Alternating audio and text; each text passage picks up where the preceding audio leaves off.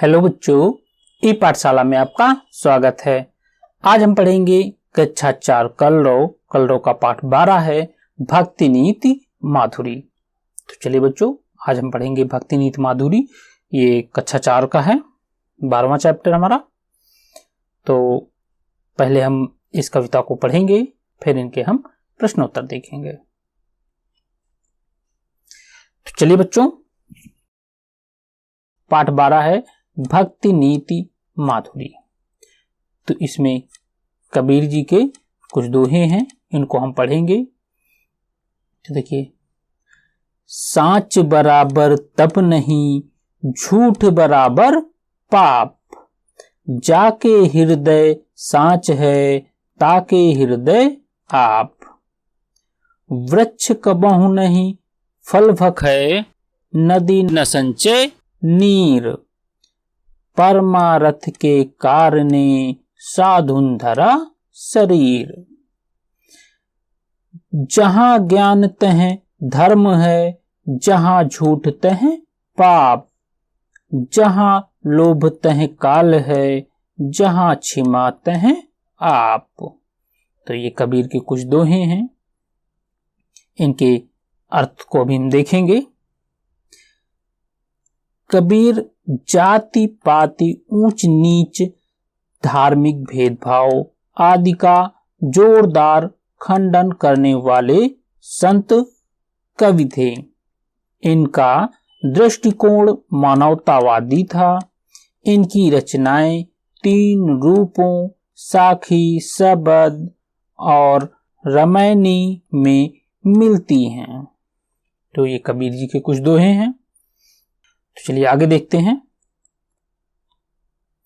अब रहीम जी के दोहे हैं। बिगड़ी बात बने नहीं, लाख करें किन कोय, रहीमन बिगड़े दूध को, मथे न माखन होय। जो रहीम उत्तम प्रकृति, का करी सकत कुसंग, चंदन विष व्यापत नहीं, लिपटे रहत भुजंग। बड़े बड़ाई ना करें, बड़े न बोलें बोल, रहीमन हीरा कब कहे, लाख टका मोल। तो ये रहीम जी के दोहे हैं। रहीम सम्राट अकबर के 9 रत्नों में से एक थे। इनका पूरा नाम अब्दुर रहीम खाना था। इनके नीतिपरक दोहे जन जन में प्रसिद्ध हैं। रहीम दोहावली, रहीम सतसई इनकी प्रसिद्ध रचनाएं हैं। चलिए अब सूरदास जी के दोहे हैं। मैया कबही बढ़ेगी चोटी, कीती बार मोहि दूध पियत भई, यह अजहू है छोटी। तू तो कहती बल्कि बेनी, ज्यों होवे है लांबी मोटी, काढ़त गुहत न्यौहावत जय हैं, नागिन सी भुई लोटी। काचो दूध पियावती पची पची, देती न माखन रोटी। सूरज चिर जीवो दो भैया, हरिहल धर की जोटी। तो सूरदास आगरा से मथुरा जाने वाली सड़क के किनारे रुनकता नामक गांव में पैदा हुए थे। इन्होंने कृष्ण की लीलाओं का बड़ा सुंदर वर्णन किया है। ये कृष्ण भक्त कवियों में सर्वोपरि हैं। सूरसागर इनका प्रसिद्ध महाकाव्य है। तो चलिए बच्चों, अब हम इस पाठ के शब्दार्थ देखेंगे, फिर इनका अर्थ समझते हैं। शब्द है हृदय। हृदय का अर्थ होता है हृदय। फिर है संचय। संचय का अर्थ है एकत्र करना। कुसंग। कुसंग का अर्थ होता है बुरी संगत। बल की बेनी, तो बल की बेनी का बलदाऊ की चोटी। गुहत का अर्थ है गुहना या चोटी करना। फिर है काचो, काचो का अर्थ होता है कच्चा। भुजंग का अर्थ होता है सर्प। फिर आगे है भखै, भखै का अर्थ होता है खाता है। चिरजीवी, दीर्घायु। जोटी, जोटी का अर्थ होता है जोड़ी। फिर है काढ़त, काढ़त का अर्थ क्या लिखेंगे, बाल झाड़ना। फिर है भूई, तो जमीन। पची पची, बार बार। विष का अर्थ है जहर। चलिए बच्चों, कबीर के दोहे, अब इनका अर्थ समझते हैं। सांच बराबर तप नहीं, तो हृदय आप तक। तो इसका पहले हम संदर्भ लिखेंगे। यह पद्यांश हमारी पाठ्य पुस्तक कलरव के भक्ति नीति माधुरी नामक पाठ से लिया गया है। इसके रचयिता कबीरदास जी हैं। अब भावार्थ देखते हैं। कबीरदास जी कहते हैं कि सच्चाई के समान कोई तप नहीं है और झूठ बोलने के समान कोई पाप नहीं है। जिसके हृदय में सच्चाई होती है उसके हृदय में स्वयं ईश्वर रहते हैं। तो ये कबीर की पंक्तियों की पहली लाइन का अर्थ है। अगले दोहे का देखते हैं। वृक्ष कबहू और शरीर तक, तो इसका भावार्थ है। कबीरदास जी कहते हैं कि पेड़ अपने फल स्वयं नहीं खाता, नदी अपने पानी को रोककर नहीं रखती, इसी प्रकार सज्जन भी दूसरों की भलाई करने के लिए मनुष्य जन्म धारण करते हैं। फिर अगली पंक्ति है, अगला दोहा है जहां से लेकर आप तक। कबीरदास जी कहते हैं कि जहां ज्ञान है वहां धर्म है और जहां झूठ है वहां पाप है। जहां लोभ है वहां मृत्यु है और जहां क्षमा है वहां ईश्वर रहते हैं। तो इस दोहे का ये भावार्थ रहा। चलिए अब रहीम जी के दोहे देखते हैं। बिगड़ी बात से लेके माखन होए तक। संदर्भ लिखेंगे। यह पद्यांश हमारी पाठ्य पुस्तक कलरव के भक्ति नीति माधुरी नामक पाठ से लिया गया है। इसके रचयिता रहीम जी हैं। इसका भावार्थ देखते हैं। रहीम जी कहते हैं कि बात बिगड़ने पर फिर नहीं बनती, चाहे कोई कितना ही प्रयत्न क्यों न करे। यह ठीक उसी प्रकार होता है जिस प्रकार दूध फट जाने पर उसमें से मक्खन नहीं निकलता। चलिए आगे देखें। जो रहीम से लेके राहत भुजंग तक, तो इसका भावार्थ देखते हैं। रहीम जी कहते हैं कि उत्तम स्वभाव वाले व्यक्ति पर बुरी संगत का कोई प्रभाव नहीं पड़ता है। यह ठीक उसी प्रकार होता है जिस प्रकार चंदन के पेड़ पर विषैले सांपों के लिपटे रहने पर भी उस पर विष का कोई असर नहीं होता है। तो रहीम जी के दोहे का ही भावार्थ रहा। अब अगला है बड़े बड़ाई से लेके मोल तक। इसका भावार्थ, रहीम जी कहते हैं कि वास्तव में जिस व्यक्ति में बड़प्पन होता है वह कभी अपनी प्रशंसा खुद नहीं करता और ना ही किसी को अपने से तुच्छ समझता है। जैसे हीरा खुद अपनी प्रशंसा नहीं करता और ना ही कभी कहता है कि मैं बहुत मूल्यवान हूं। तो ये रहीम के दोहे का अर्थ रहा। अब हम देखेंगे सूरदास। सूरदास जी के दोहे को मया कबही से लेकर जोटी तक।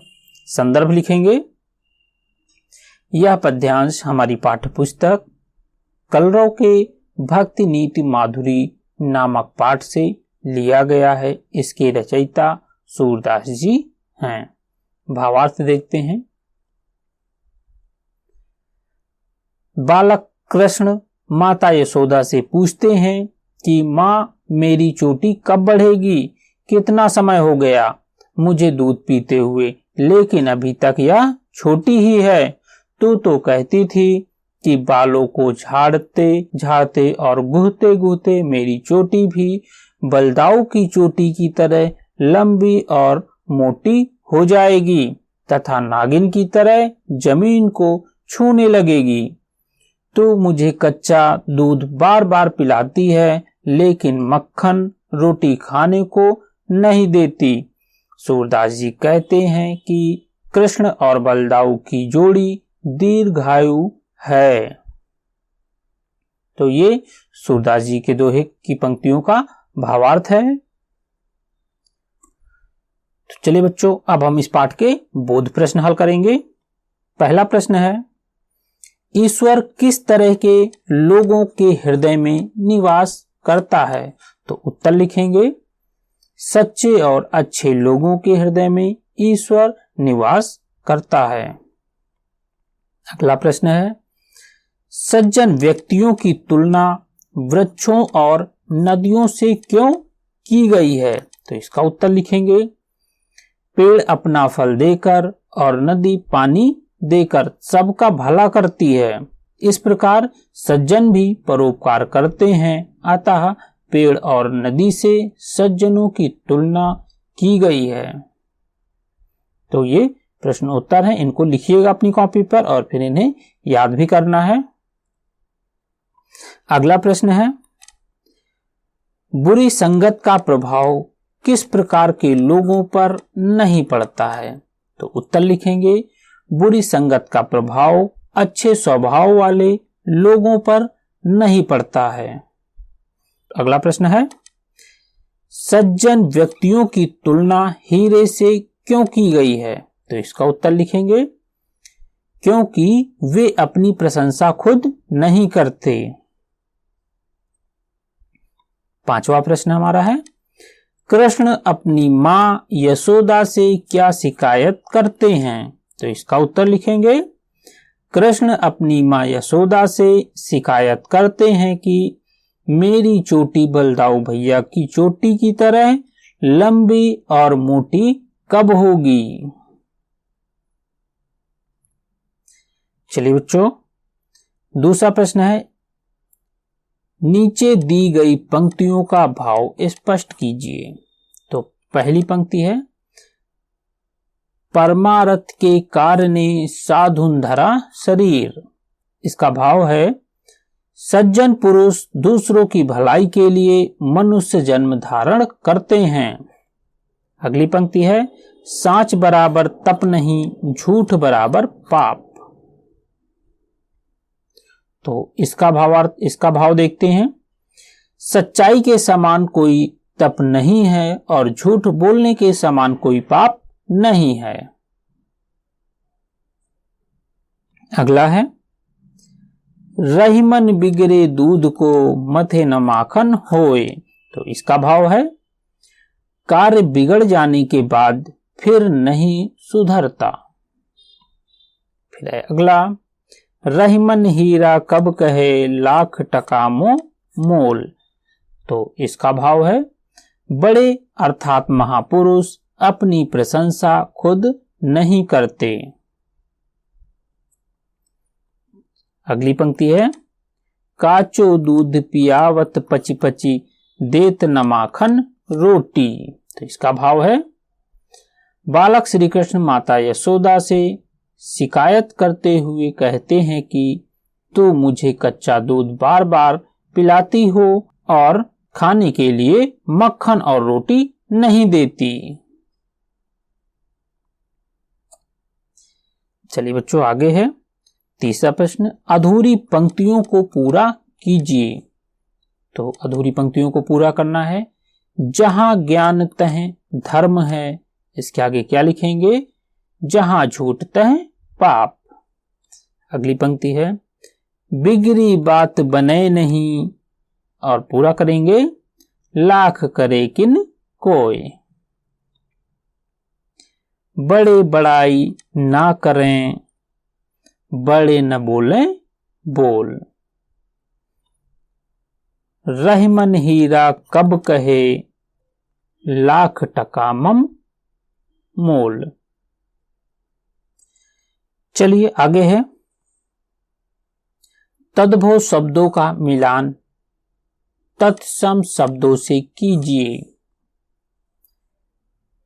विशाल, इसका तत्सम रूप क्या होगा, विशाल।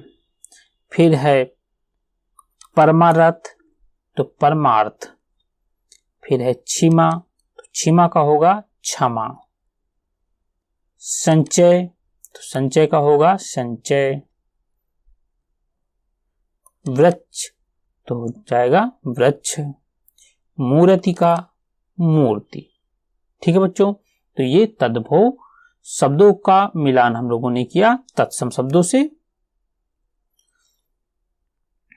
पांचवा प्रश्न है आपकी कलम से, कबीर और रहीम के दोहों में कई सीख छिपी हैं, उन्हें पता करके अपनी कॉपी में लिखिए। तो कबीर और रहीम के दोहों में कई सारी सीख हैं, तो इन्हें अपनी कॉपी में लिखना है।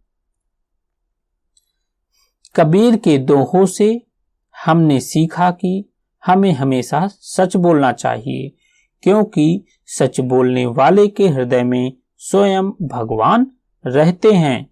जिस प्रकार वृक्ष फल देकर और नदी जल देकर दूसरों का भला करती है, ठीक उसी प्रकार सज्जन लोगों का जीवन भी दूसरों की भलाई के लिए होता है। रहीम के दोहों से हमने सीखा कि अच्छे स्वभाव वाले व्यक्ति पर बुरी संगति का कोई बुरा प्रभाव नहीं पड़ता है। चलिए बच्चों, छठवां प्रश्न है अब करने की बारी। पहला इसमें, इस पाठ के दोहे एवं पदों को प्रतिदिन पढ़कर दोहराएं। आप देखेंगे कि ये दोहे एवं पद आपको स्वतः याद हो जाएंगे। इन्हें याद करके कक्षा में सुनाइए। तो ये आप लोगों के लिए कार्य है कि आप इन्हें प्रतिदिन पढ़कर दोहराएंगे और फिर देखेंगे कि कुछ ही दिन में ये दोहे आपको अपने आप याद हो जाएंगे और इन्हें कक्षा में सुनाया करिए। चलिए खा नंबर अगला है, कबीर और रहीम के अन्य दो दोहों को ढूंढकर लिखिए। तो आप लोगों के लिए ये भी कार्य है कि कबीर और रहीम के दो अन्य दो दोहों को ढूंढकर लिखना है। तो इनको भी ढूंढकर आप लोग लिखेंगे। फिर है अगला, रहीम, कबीर और सूरदास जैसे बहुत से कवियों की रचनाएं इंटरनेट पर उपलब्ध हैं। अपने शिक्षक से अनुरोध करके कंप्यूटर अथवा मोबाइल फोन पर इन्हें सुनिए तथा वैसे ही सुनाने का अभ्यास कीजिए। तो रहीम के, कबीर के और सूरदास जी के दोहे इंटरनेट पर उपलब्ध हैं, इन्हें मोबाइल से सुनिए और फिर इनको वैसे ही सुनाने का अभ्यास करिए।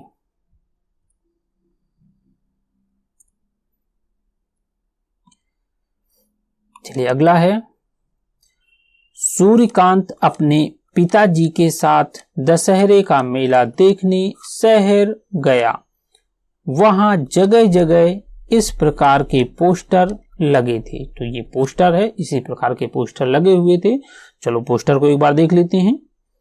दशहरा के पावन अवसर पर उत्तर प्रदेश सद्भावना समिति ललितपुर की प्रस्तुति, अखिल भारतीय कवि सम्मेलन, दिनांक 19/10/2018, समय सायं 6 बजे से। स्थान क्या है, दशहरा ग्राउंड ललितपुर। आगे क्या लिखा है, कृपया अधिक से अधिक संख्या में पधार कर कवियों की रचनाओं का आनंद लें। तो इस तरह से पोस्टर लगे हुए थे। तो इन पर कुछ प्रश्न हैं, तो इनको हम देखते हैं।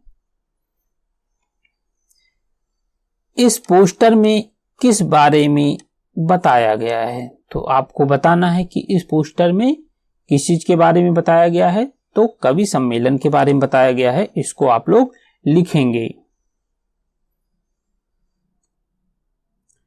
फिर अगला है, यह आयोजन किसके द्वारा किया जा रहा है? तो यह आयोजन किसके द्वारा किया जा रहा है? उत्तर प्रदेश सद्भावना समिति ललितपुर की प्रस्तुति है। तो सद्भावना, उत्तर प्रदेश सद्भावना समिति, तो ये उत्तर आप लोग लिखेंगे। तो इसको आप लोग लिखिएगा। फिर है अगला प्रश्न, यह सम्मेलन किस अवसर पर किया जा रहा है? तो यह सम्मेलन किस अवसर पर? तो दशहरा के पावन अवसर पर। किस पे? दशहरा के पावन अवसर पर। तो हम लिखेंगे कि दशहरा। तो यहां पे उत्तर लिखेंगे दशहरा। इस तरह से आप लोग इन प्रश्नों के उत्तर लिखेंगे। अगला इसमें, कार्यक्रम की तिथि और समय क्या है? कार्यक्रम की तिथि, तो देखो यहाँ पे लिखा है 19/10/2018। समय क्या है? सायं 6 बजे से। तो आप लोग ये दो उत्तर में लिखिएगा, दिनांक लिखिएगा और समय लिखिएगा। ये कार्य आप लोगों के लिए है। अब कवि सम्मेलन कहाँ होगा? तो कवि सम्मेलन तो स्थान है दशहरा ग्राउंड ललितपुर। तो इसको लिखेंगे यहाँ पे दशहरा ग्राउंड ललितपुर, आप लोग इसे लिखेंगे।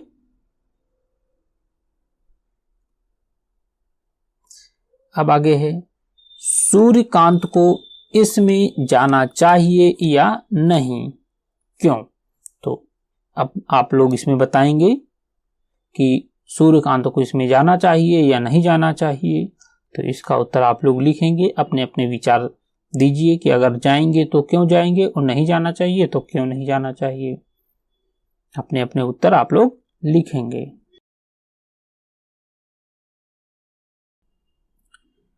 तो चलिए बच्चों, अब ये पाठ हुआ आपका समाप्त। इस पाठ के अभ्यास कार्य को अपनी अभ्यास पुस्तिका में लिखिए और फिर इन्हें याद करिए। धन्यवाद।